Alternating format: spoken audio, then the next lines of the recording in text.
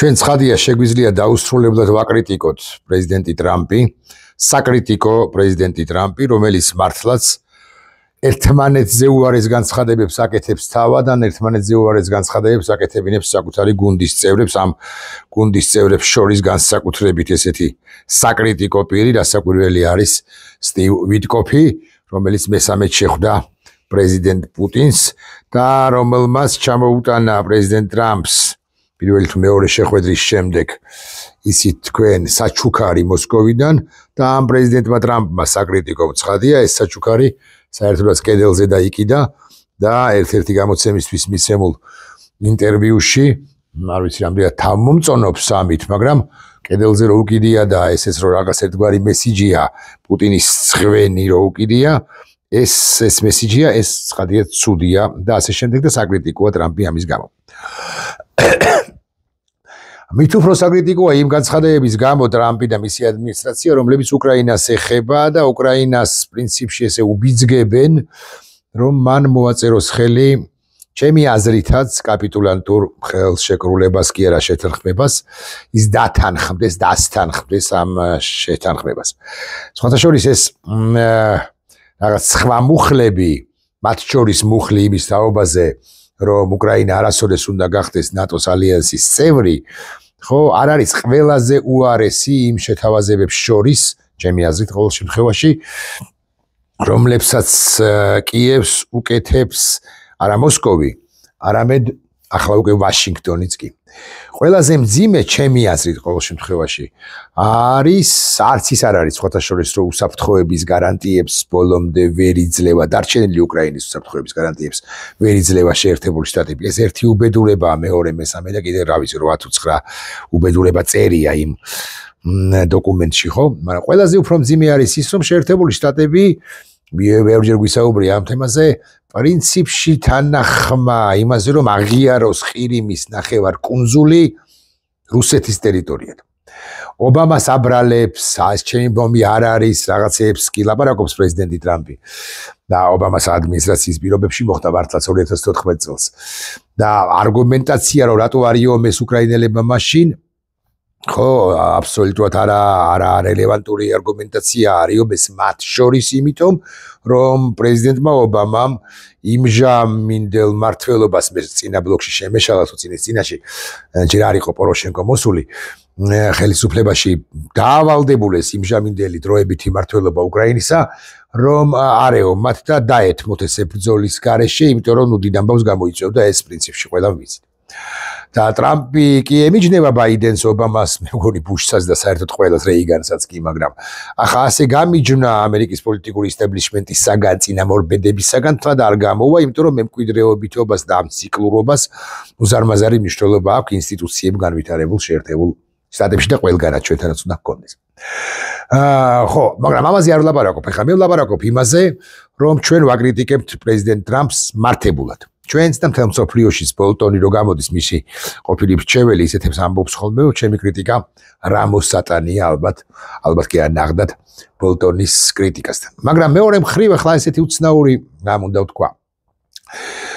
ჩვენ მეორე მხრივ ხანდახან მაინც ჩავეჭიდებით ხოლმე ხავს, ან რაღაცა იმედის ნაპერწკალი გაგვიჩნდება ხოლმე, როდესაც რაღაც კადრს ვნახავთ, ან როდესაც რაღაც შეხვედრის თაობაზე გავიგებთ ინფორმაციას, როდესაც ტრამპი წინანდელთან შედარებით ცოტა იოტისოდენად ადეკვატურია, ბოდიში ვჩაუწევ, ადეკვატურია. ხო და აი ეს ხავსიც არ დავარქვათ თუ გნებავთ ამას.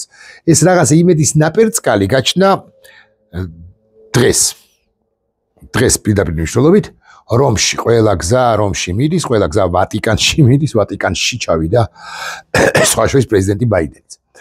და პრეზიდენტი ზელენსკიც, და პრეზიდენტი ტრამპიც, და პრეზიდენტი მაკრონიც, და პრემიერ-მინისტრი სტარმერიც და ვინ არა პუტინის გარდა, ანუ პუტინი ხო გარიყულია და პუტინი ბუნებრივია ვერ ჩავიდოდა. ხო და იმიტომ ჩავიდოდა თუ დაიჭირდნენ და დასაჭერია. ხო და აი ამ პეტრეს ვატიკანში, პეტრეს ტაძარში შედგა სახელდახელო შეხვედრა, მაინც მოდი დავარქვათ ეს ორი შეხვედრა. პირველი შეხვედრა არის ამგვარი, სტარმერი, ბრიტანეთის პრემიერ-მინისტრი, მაკრონი, საფრანგეთის პრეზიდენტი უკრაინის პრეზიდენტი ზელენსკი, რომელიც კრიტიკის ქარცელს ხშირად ატარებს ხოლმე ტრამპი და თავად ტრამპი ერთმანეთს შეხვდნენ პეტრეს ტაძარში. აქ ნახეთ ესეთი კადრიც არის. არ ვიცი რამდენად ჩანს ბოდიში.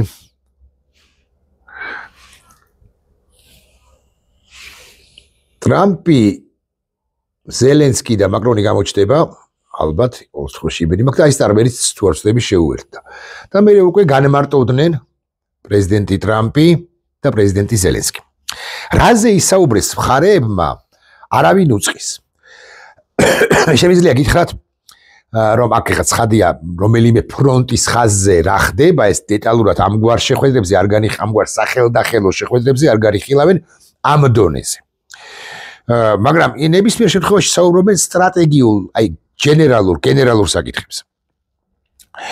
არ შემდგარა სხვადასხვა ტრამპისა და ზელენსკის შეხვედრა არ გაგრძელებულა, თუმცა ამას ვარაუდობდნენ, მაგრამ მაინც ტრამპი უკვე გაემგზავრა რომიდან და უკვე შემდგომ ზელენსკი და მაკრონი განმარტოვდნენ. მაგრამ აქ ხა მე მაინც ვისაუბრებ აი სწორედ ამ შეხვედრაზე და გეტყვით რას.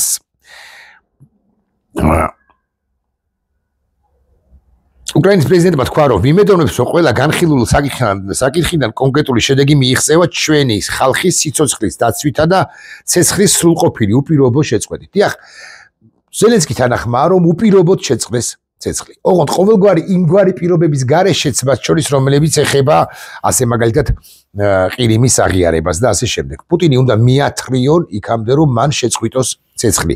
და პუტინი ამასობაში უშვებს იმგვარ შეცდომებს, რომლებიც ტრამპს ავალდებულებს თუ უბიძგებს წარმოთქვა სიტყვები შეჩერდი ვლადიმირ. ამ ამბავში კიდევ რა არის მნიშვნელოვანი, ხო? ამ ამბავში მნიშვნელოვანია, რომ როგორღაც ამერიკა დაავალდებულონ, სწორი სიტყვა, უბიძგონ და ამუნათონ თუ გნებავთ ესე ვიტყვი, რომ ის ფორმატიდან ამ პროცესიდან არ გავიდეს. ამაში ორ პირს აქვს უზარმაზარი წვლილი მისია.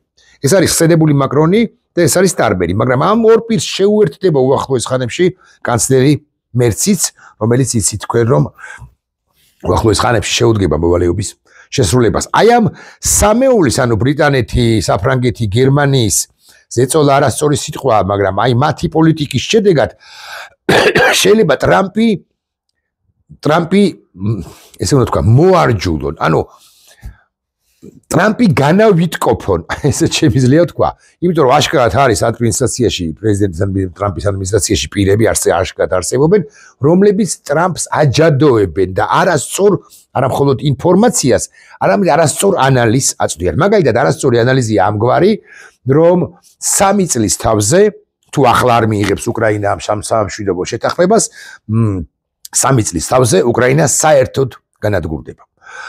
და საერთოდ აღარ იარსებებს. Ხუილი ამბავია ეს, იმიტომ კი არა, რომ ეხლა მე წინააღმდეგები რომელიმე სამხედრო ექსპერტს, რომელიც ტრამპის ადმინისტრაციაშია თუ მრჩეველია, თუ ასე შემდეგ, რა თქმა უნდა არა, მაგრამ ასე ხელაღებით იმის თქმა, რომ უკრაინა აღარ იარსებებს, ხო, არ შეიძლება. როგორ აღარ იარსებებს? რუსეთს აქვს ერთადერთი ბერკეტი. ორი ბერკეტი თუ გქონდათ ესე ვიტყვი. გაანადგუროს უკრაინა ატომური იარაღით, ატომური ბომბით, რაც წარმოუდგენელია, მაინც ასე უნდა ვთქვა. და მეორე, უკრაინის ფრონტი ჩამოშალოს. აი უკრაინის ფრონტი რომ არ ჩამოიშალოს, მათ შორის ამიტომ არის ეს მსურველი იქნება მათ შორის ეს მსურველთა კოალიცია, რომელმაც სამშვიდობო მისია უნდა იკისროს, თუ ის შევა მაინც და მაინც უკრაინის ტერიტორიაზე. ხოთაშორის ეს საბოლოოდ გადაწყვეტილი არ არის მათ შორის, იმიტომ რომ არავინ იცის, ვინ უზრუნველყოფს ამ სამშვიდობო დაახლოებით 40-50,000-იანი კონტინგენტის უსაფრთხოებას. ამერიკელები თუ დარჩებიან პროცესში, მინიმუმ ეს უნდა გააკეთონ, რომ უზრუნველყონ თუ შევა ეს ჯარი, ევროპელთა ჯარი, ამათი უსაფრთხოება, მათთვის აზერბაიჯანის ინფორმაციის მიწოდება, მათთვის რუსების გადაადგილების თაობაზე ინფორმაციის მიწოდება, მათი მომზადებაც ერთგვარი, მათი საჰაერო დაცვაც ერთგვარი და ასე შემდეგ და ასე შემდეგ. ხო და აი ამ რომის შეხვედრას, ვატიკანის შეხვედრას, ეს უზარმაზარი მნიშვნელობაც ჰქონდა, კი მხარეები არ შეთანხმებულან ეხლა პეტრეს ტაძარში ვერ შეთანხმდებოდნენ 15-20 წუთიან შეხვედრაზე, მაგრამ ის რომ ტრამპი უკვე პერსონალურად ტრამპი უსმენს სტარმერს და უსმენს მაკრონს და მოусმენს მერცს და ელაპარაკება ზელენსკის, აი ყველა სიტყვას ზუსტად მიწევენ ზუსტად ვამბობ, ხო, ეს უკვე კარგია და უკვე ასანერვიულოა რუსეთისათვის. არ მინდა კვლავ ვიმეორებ თქვა, რომ ეს არის ხავსი, მაგრამ ბჟუტავ იმედს აჩენს იმისა, რომ ტრამპი განტრამპდება, ან ტრამპი რაგვარია ის გან ვიტკოფდება, ანუ ვიტკოფს აღარ დაუჯერებს, ხოლო რუბიოს თუ დაუჯერებს, მიუხედავად იმისა, რომ რუბიოს კატასტროფულ განცხადებებს აკეთებს ხშირად, იმიტომ რომ აი ამ კონიუნქტურის მსხვერპლია ჩემი აზრით ყოველ შემთხვევაში, ხო, რუბიოს თუ დაუჯერებს, ეს უკეთესი იქნება, ოღონდ რუბიოს და მხოლოდ რუბიოს, თუ რუბიო ჯერაც მიგვაჩნია ადეკვატურ პირად. ეხლა ამ ასობაში კვლავ ვიმეორებ შეხვდა მაკრონს, იცით თქვენ, მაგრამ ტრამპი წავიდა და რაზე ისაუბრეს მხარეებმა, ამაზეც ორ სიტყვას ვიტყვი. ტელეგრაფი წერს ამგვარ რამეს. ამერიკელებმა პირად საუბრებში აღნიშნეს, რომ ისინი მზად არიან ევროპულ ძალებს ლოგისტიკური დახმარება და დაზვერვით ინფორმაცია მიაწოდონ, მაგრამ ეს ჯერაც არ არის საბოლოო გადაწყვეტილება. რათა უკრაინაში მშვიდობა შენარჩუნდეს. ეს ნაბიჯი შეიძლება გახდეს გზა ევროპული ჯარების უკრაინის ტერიტორიაზე განლაგებისათვის, რაც მანამდე ბევრს არ სურდა შეერთებული შტატების მხარდაჭერის გარეშე. ბუნებრივია, თუ ამერიკელები არ მიჭერენ მხარს, ფეხს ითრებს ევროპული ბევრი სახელმწიფო. და ევროპის ერთიანობა ალბათ ფიცოს და ორბანის გარეშე, ხო, მაინც გარანტირებული იქნება, თუ მიიღებენ ვაშინგტონიდან საბოლოო პასუხს იმის თაობაზე, რომ ჩვენ დაგიცავთ. მესამე, დაუნინგ სტრიტი, ანუ ბრიტანეთი, ამას მნიშვნელოვან გარღვევად უკაცრავად მიიჩნევს პრემიერი სტარმერი უკვე ორი თვეა ითხოვს ამ ნაბიჯს ტრამპისაგან. ხოდაშორის აი სტარმერზე გამახსენდა ერთგვარად მე მესმის რომ ის არ არის ოფიციალური პირი, რასაკვირველია მას ვერ შევადარებ გავლენების თვალსაჩინით წინამორბედის არ ვიცი ალბათ 14-ჯერ 15-ჯერ მაინც უნდა თქვა. თუ მეტჯერ არა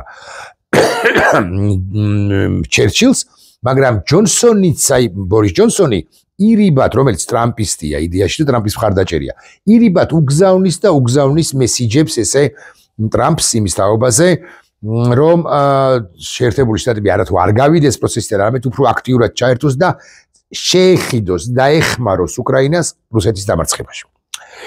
ხო, მე რა ისე თქვა მინდა. რასაკვირველი ერთ-ერთი ფაზაა თუ ფორმა უკრაინის არმიის აღდგენა. უკრაინის არმია არის ყველაზე ძლიერი არმია დღეს ევროპაში. აი, გაგიკვირდებათ და ბრიტანელების დაახლოებით 100,000-იანი კონტინგენტი ან ფრანგების, ან გერმანელებისაც კი, ხო, ვერ მოვა. რატომ? იმიტომ კი არა უკრაინელი მაგრები არიან, არამედ იმიტომ რომ ისინი ომში, ბრძოლებში გამობრძმედილები არიან. მე მესმის რომ მას პრობლემები უკრაინას პრობლემები აქვს, მაგრამ მაინც უკრაინას პრობლემები აქვს ხალხშორის არა იმდენად საბრძოლო მომზადების უკვე არსებული ჯარისკაცების, რამდენადაც ახალი ხალხის დამატების, როტაციის, ახალი ხალხის დამატების, მათი რეკრუტირების, მათი მომზადების თვალსაჩინით ბევრი ჩვენ ვარდისფერი თვალებით ვუყურებთ ხოლმე ხანდახან, მაგრამ ბევრი საკუთრივ უკრაინაში არმიდის შეერაღებულ ძალებშიერიდება და ასე შემდეგ. აი ტრამპის ჩართულობა ამ თვალსაჩინითაც იქნება ძალიან კარგი. ეხლა რატო დამატებით? მოლოდინი იმის თაობაზე, რომ მე პირადად მგონია, რომ ომი არ გაჩერდება. მე კი არა. ყოფილი მრჩეველი ტრამპისა 2016-20 წლების კადენციის დროს ბოლტონი უსაფრთხოების საკითხებში ისიც ამბობს, რომ შანსი ომის გაჩერებისა, მით უმეტეს საერთო დასრულებისა ძალიან მცირეა. მაგრამ მეც ვწდები და ბოლტონიც წდება ჩავთვალოთ. ტრამპი ხომ ამბობს, რომ ყოველკვირეულად ჩვენ სულ უფრო ახლოს ვართ ომის დასრულებასთან. ისე მე მგონი რომ ეს არ არის, უშუალოდ პუტინი არ შეაჩერებს ომს, დაბომბავს უკრაინას და მათ შორის ალბათ კიევსაც, იქნება და იქნება მსხვერპლი, მძიმეა ამის თქვა, მაგრამ მაინც. მაგრამ ოკეი, ვთქვათ, ვწდებით ჩვენ. და ომი შეჩერდა. ომის შეჩერება თუ ომი გაჩერდა, დასრულდა, შეჩერდა, რა გზდებათ ის და რომელიც ნაცგდებათ ის გამოვიყენოთ, ქართული ოცნებისთვის იქნება, აი ამათვის რა, ეს ბანდაროა, იქნება კატასტროფა ნარატივის შენარჩუნების თვალსაზრისით. იმიტომ თუ ომი შეჩერდა უკრაინაში, ჩვენ შესაბამისად ომს აღარავინ აღარ გვახвევს, ხომ ასეა. ამიტომ სათქმელი მათ ექნებათ სუსხვა. ომი აღარ არის, მას რა არის, რაღაცა უნდა შენარჩუნდეს ეს ხელისუფლება. არა, მაშინ რაღაცა უნდა შენარჩუნდეს მესიჯი, რომ deep state-ი გვებრძვის. deep state-ი ომის შენარჩუნების შეჩერების შემთხვევაში არის დამარცხებული. და თუ deep state-ი დამარცხებულია, მაშინ ბიზინა ივანიშვილის ბანდამ და ბიზინა ივანიშვილმა უნდა გადადგას იმგვარი ნაბიჯები ეგრეთ წოდებული მშვიდობიანობის დროს, რომლებიც ჩააცხრობს ვითარებას აქ და ეს ნაბიჯები არის მეტი, არა, უკაცრავად რეპრესიული, მანქანის სრულიად გაუქმება, რასაც ბიზინა არ გააკეთებს, არ გეგონოთ რომ გონია რომ გააკეთებს და ძალაუფლების, ხელისუფლების დათმობა. ხელისუფლების დათმობა აქედან გამომდინარე მე პერსონალურად ველი, იმიტომ კი არა რომ ქართველი ხალხი დგას, უბრალოდ არა მარტო იმიტომ რომ ქართველი ხალხი დგას, არამედ იმიტომ რომ მშვიდობიანობის პირობებში, როდესაც ესეთი ისტერიკა აღარ არის ამ რეგიონში, ამ ფართო რეგიონში, ბუნებრივია რომ შეერთებული შტატებიც მათ შორის შუა დერეფნის უსაფრთხოების კონტექსტში მოიცლის და გადმოხედავს საქართველოს ისე ჯორჯია და თუ ჯორჯიაში დემოკრატია არ არის, ადამიანის უფლებები არ არის, ესეთი საპროტესტო ტალღებია, თუ მეგობარი, თუ ვილსონი მეუნება და შემოდის კაბინეტში ჩემთან და მეუნება რომ კატასტროფაა, ქართული კოშმარი გრძელდება ბიზინა ივანიშვილის ამ შემთხვევაში არა ტრამპი, მაგრამ რუბიო, ან რუბიოს მოადგილეს დონეზე მაინც გაკეთდება განცხადება, რომ ეხლა დაწყდარდით, დამშვიდდით, ჩაატარეთ არჩევნები და შენ შევიდობიანად გადაეცი ხელისუფლება. აი ეს არის ძალიან საინტერესო ასპექტი, ძალიან საინტერესო დეტალი. თუ გახსოვთ 2016-ში, 20-ში, 24-ში ამგვარი სიტყვა თქმული არ იყო ქართული ოცნების მისამართით. აი 2012-ში, როცა მიშა სააკაშვილი მარცხდებოდა 2012 წლის 1 ოქტომბრამდე, მუდმივად მთელი დასავლეთი მიშა სააკაშვილს ეუბნებოდა და ნაციონალურ მოძრაობას. უნდა მოხდეს ხელისუფლების მშვიდობიანი ტრანზიცია. ეს სიტყვა ზმნა, სავარაუდოდ ნამდვილად გადაცემა, არ გამეორებულა შემდგომ წლებში და ეს არ ნიშნავს იმას, რომ ეს სიტყვა გაქრა ლექსიკიდან. ეს არ ნიშნავს იმას, რომ ბიზნეს არ ეტყვიან იგივეს. მიშასგან მოლოდინი ჰქონდათ ამგვარი, რომ მიშა მშვიდობიან ტრანზიციას არ მოახდენდა და ამიტომაც აწვებოდნენ ამაზე. თუმცა აღმოჩნდა, რომ მიშამ დათმო ხელისუფლება და ეს მისი ღირსება არის. უნდა ვაღიაროთ, ხო? ის არ გაჯიქურდა და ჩვენ მაინც ახაბენდუქიზესაც ვენდოთ რა საკვირველიო და ნეხში ჩავდგით ფეხი, მაგრამ წინ გადავდგით ნაბიჯი 2012 წელს დემოკრატიის თვალსაზრისით სხვა საქმეა როგორ გვიბრუნდა ეს 12, 13, 14, 14 და განსაკუთრებით 20-22 წლიდან. ხო და ვალდებულნი იქნებიან ესენი თუ რამ თამაში არიან და მე გეტყვით რატო იქნებიან ვალდებულნი დამატებით. იმიტომ კი არა რომ კარგები არიან და ჭკუა აქვთ, ჩალით არის გამოტენილი ამათი ტვინი. პირდაპირ ნიშნულ ჩალის ფასი აქვს რა ამბობდა ხოლმე კობახიძე. ჩალის ფასი აქვს, ჩალით არის გამოტენილი მათი გონება თუ ტვინი. არა. მათ შორის აი საერთო დალაგების პროცესში გაგიკვირდება და ბიზინა მიიღებს მესიჯს უშუალოდ მეთქი ასე ვიტყვი პუტინისგან. და პუტინი ეთქვის საკანჩი ვაიცე თქვენ აღარ ახართ ის პირი, ვიზეც მე ვდებ ფსონს. აღარ თქვენი საქმე გააკეთეთ თუ ვერ გააკეთეთ, თქვენ ახლა უნდა წახვიდეთ. და ეს იქნება გლობალური შეთანხმების საგანი, ოღონდ ამ გლობალურ ეს კარგად უნდა გავხსნათ. ვინმე უკეთესს კი არ შეარჩევს პუტინი. არა. მას ბიზნესზე ერთგული საბოლოო ჯამში მართლა არავინ არ ახავს, რაც უნდა ვილაპარაკოთ კობახიძის გაძლიერებაზე ან რაღაც სიგიჟეებზე ან არასიგიჟეებზე. არა. არამედ იმიტომ იტყვის ამგვარ რამეს, რომ პუტინი გვარიანად დასუსტებული იქნება ნებისმიერ შემთხვევაში. ომი დასრულდება უკრაინაში სუსტია, ომი არ დასრულდება უკრაინაში, დასუსტება მომავალში და დაინგრევა და დამარცხდება. და ომის დასრულების სცენაზე ვლაპარაკობ. ამ შემთხვევაში ამერიკელები როცა წაგლეჯენ რუსეთს ამ მშვიდობას ჭყალებში თუ ჭყალებოთ, ხო? როცა დააწყნარებენ ვითარებას უკრაინაში, მე უკვე გადმოგხედავენ და პუტინს ეთქვიან შემდეგ რაღაცას, რომ აი რაც შეეხება ამ რეგიონს, ეს რეგიონიც ჩვენია, აი ჩვენი თათი, იმიტომ სტრატეგიულია აღმოსავლეთ საქართველოს და აღმოსავლეთ დასავლეთის დამაკავშირებელია, სატრანზიტო დერეფანია და ასე შემდეგ. და ბიზინა ვერ ასრულებს იმას, რაც შენც კიდე ვალოძია შესაძლოა, მაგრამ აი მე კი ნამდვილად მინდა, რომ ეს ქვეყანა და ეს რეგიონი მთლიანად იყოს დასავლური. ვალოძიას ცხადი არ უნდა ეს ყველაფერი ხა. ეს ისე სიტყვის მასალად ვთქვი.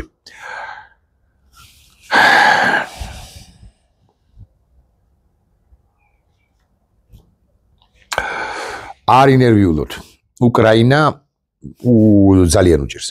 მაგრამ უკრაინა ამ შეჭირვებების მიუხედავად გამარჯვების გზაზეა და მე როცა ვამბობ და მე არა ვარ პირველ თქმელი ამის, ბოლო თქმელი ვარ. ბევრი ჩემზე გონიერი ადამიანი ამბობს იმას, რომ საქართველოს ბედი წყდება უკრაინაშიც. დიახ, საქართველოს ბედი წყდება უკრაინაშიც. დამარცხდება უკრაინა, დამარცხდება საქართველოს. იმიტომ კი არა, რომ ჩვენ ცალკე სახელმწიფო, სხვა სახელმწიფო არა. უკრაინის დამარცხების შემთხვევაში რუსეთი გადაჯეგავს უბრალოდ ყველაფერს. ყაზახეთს, უზბეკეთს, ტაჯიკეთს, ბელარუსს ხო ისედაც გადაჯეგენ, მოლდოვაში შეჯლიგინდება, საქართველოში არ შემოჯლიგინდება მაინც და მაინც, მაგრამ ისედაც მყიფე სახელმწიფოებრიობას და სუვერენიტეტს კიდევ უფრო მოასუსტებს და გააუქმებს, ყველგან შემოვა ინფილტრაცია მოხდება მისი აგენტური და ასე შემდეგ. მოლდოვა ვთქვით, ბალტიის სახელმწიფოებსაც შეუტევს მინიმუმ საჰაერო იერიშებით. ვინიცის პოლონეთსაც კი. ეს უკრაინის და ამას უკრაინის დამარცხების შემთხვევაში აქედან გამომდინარე ცივილიზებული სამყარო. მათ შორის ტრამპიც გაგიკვირდებათ და აი ეს ამბივალენტური ტრამპი საკრიტიკო 100-ჯერ შემიძლია თქვა ამ სცენარს არ დაუშვებს. ნახვამდის.